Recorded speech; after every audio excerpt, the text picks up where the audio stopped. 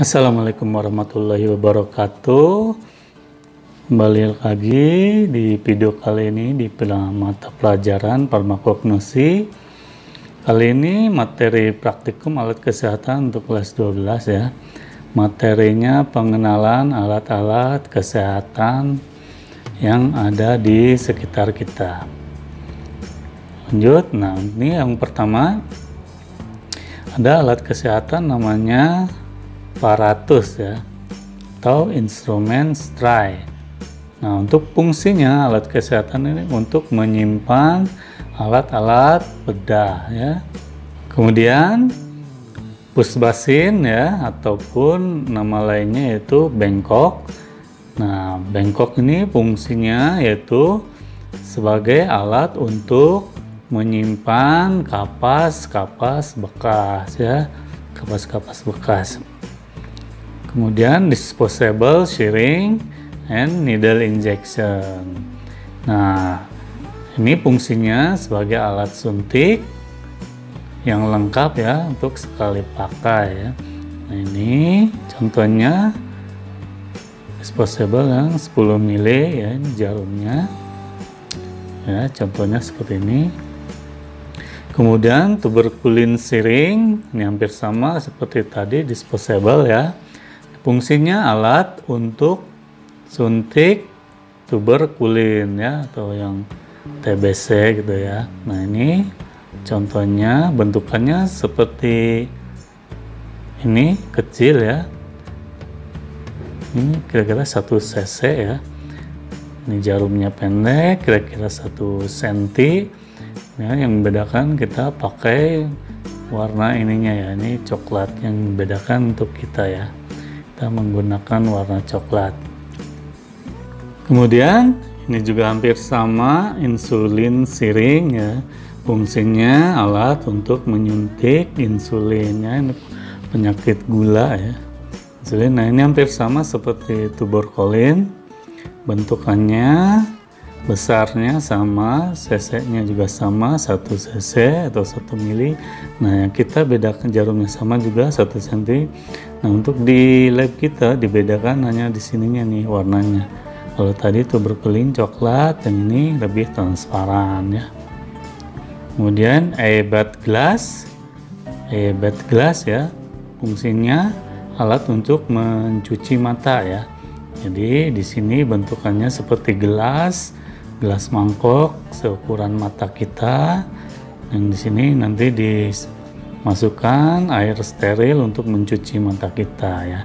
Nanti tinggal ditempel saja ke bagian mata. Kemudian ada lagi warm water jet.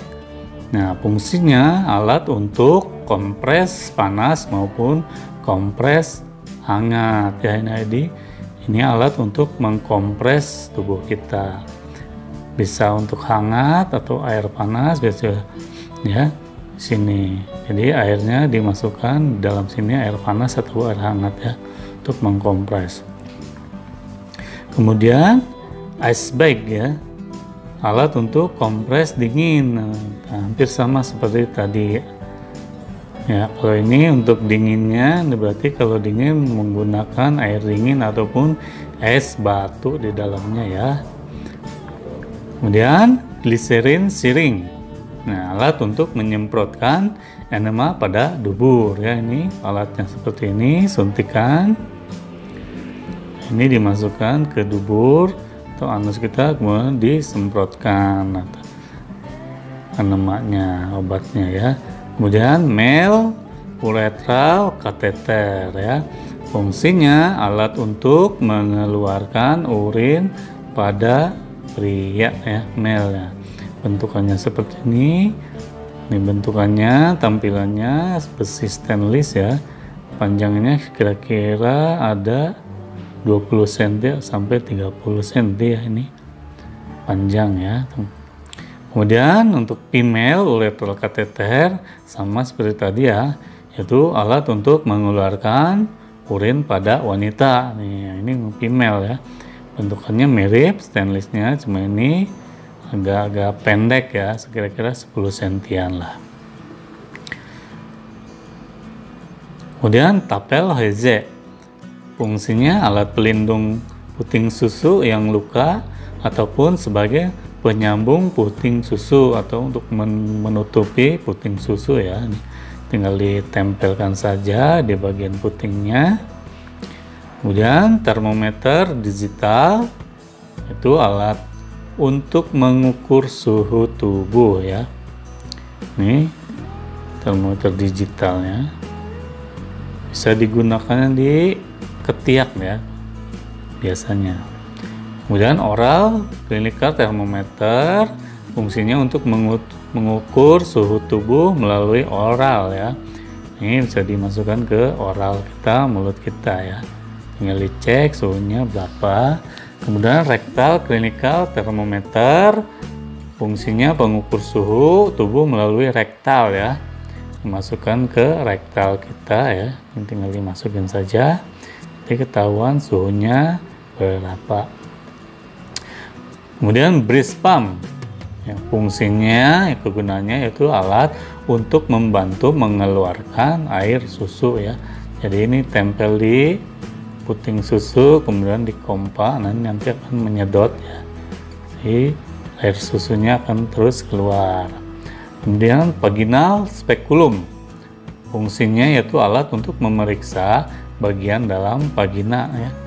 Ini gambarnya seperti ini, kita lihat seperti cocor bebek ya, mulut ini seperti cocor bebek kalau teman-teman kita ya. Kemudian tongue depressor itu fungsinya sebagai alat penekan lidah ya, untuk memeriksa bagian-bagian dalam lidah nih. Ada dua macam bentukannya, ada yang bolong-bolong dan ada yang flat ya. Kemudian tisu forceps ya, alat untuk menjepit jaringan organ ya. Ini bentukannya penjepit ya, jaringan ya.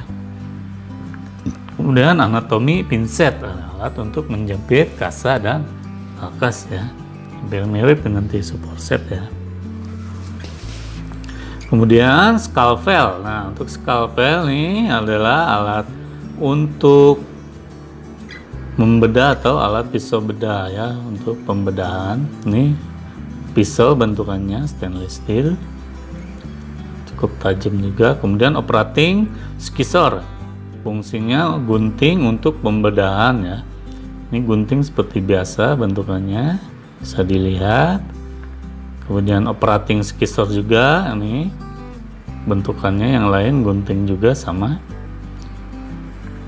Kemudian bandage scissor itu fungsinya untuk memotong atau menggunting perban ataupun kasa ya. Nah, ini bentukannya gunting tapi di bagian ujungnya tuh membengkok ya, bandage scissor. Dan needle holder, nah fungsinya untuk menjepit jarum jahit operasi ya, atau jarum bedah. Jadi bentukannya seperti gunting, cuma bedanya di sini ada holdernya nih ya, holdernya atau sebagai penahannya, kuncinya di sini ya. Ini bentukannya sama seperti gunting, tapi di sini ada kuncinya, pengaitnya. Kemudian suture needle, yaitu jarum untuk menjahit luka operasi ya. Ini bentukannya jarum seperti ini, melengkung ya, seperti kail pancing ya. Untuk jarum ini banyak juga variasi ukurannya ya. Kemudian catgut, ini catgut yaitu berfungsi atau benang bedah yang diabsorpsi oleh tubuh ya. Ini benang bedah, benang yang digunakan untuk menjahit ya luka. Nah, benang ini mudah diabsorpsi oleh tubuh.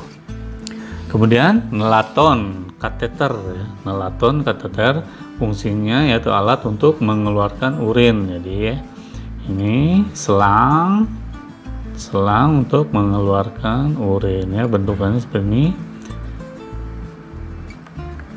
Kemudian pole kateter fungsi sebagai untuk mengambil urin sistem tertutupnya. Ini seperti sama seperti nelaton, cuman di sini ada cabangnya ya, cabang 2 polikateter ya. Kemudian stomach tube. Stomach tube fungsinya yaitu alat untuk mengeluarkan cairan lambung ya. Ini bentukannya seperti selang ya, selang plastik ini, stomach tube. Kemudian spiritus lamp ataupun lampu spiritus ya. Alat ini untuk membakar atau mensterilkan alkes. Jadi ini dibakar seperti sumbunya, sumbu api. Kemudian copper glass itu sebagai alat penutup preparat pada mikroskop ya. Ini bentukannya kaca, bisa pun plastik ya. Kotak berukuran 1 sentian ya. Kemudian ini objek glass, yaitu fungsinya sebagai tempat meletakkan preparat pada mikroskop. Yang tadi copper untuk menutup preparat di sini. Nah ini objek glass ya, tempat preparatnya. Jadi preparatnya ditaruh di sini, objeknya ya, taruh di tengah-tengah. Kemudian male urinal ya, male urinal itu alat penampung urin pada pria ya. Bentukannya seperti ini, panjang. Ini tabung untuk menampung urinnya. Kemudian female urinal. Nah, ini untuk menampung urin pada wanita, hampir mirip bentukannya, cuma beda di sini di ujung. Ya, bentukannya sini agak-agak miring ya.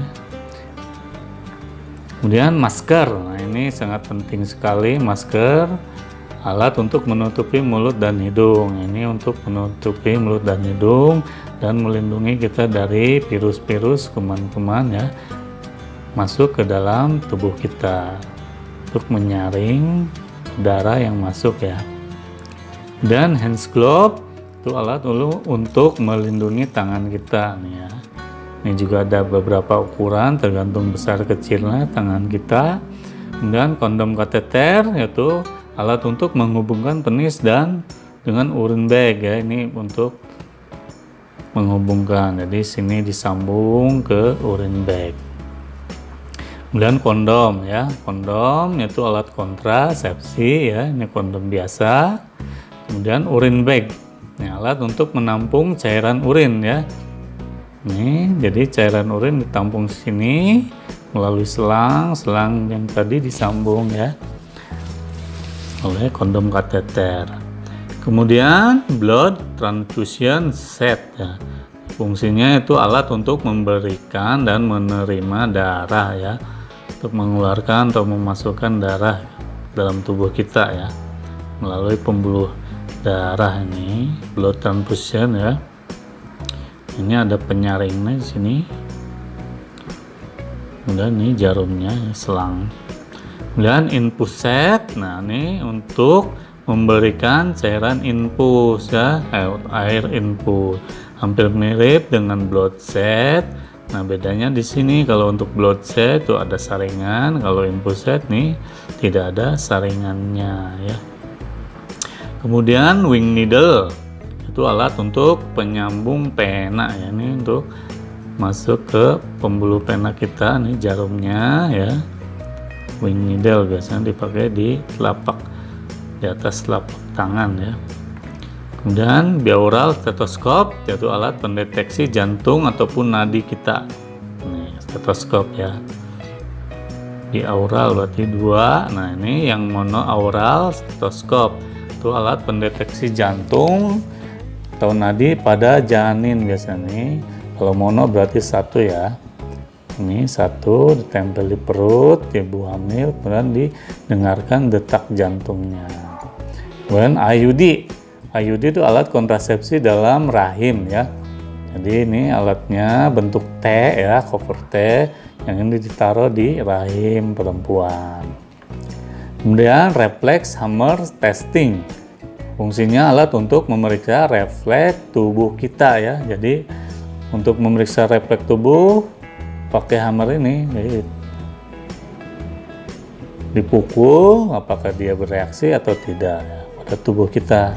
Kemudian ear speculum yaitu alat untuk memeriksa bagian dalam telinga ya.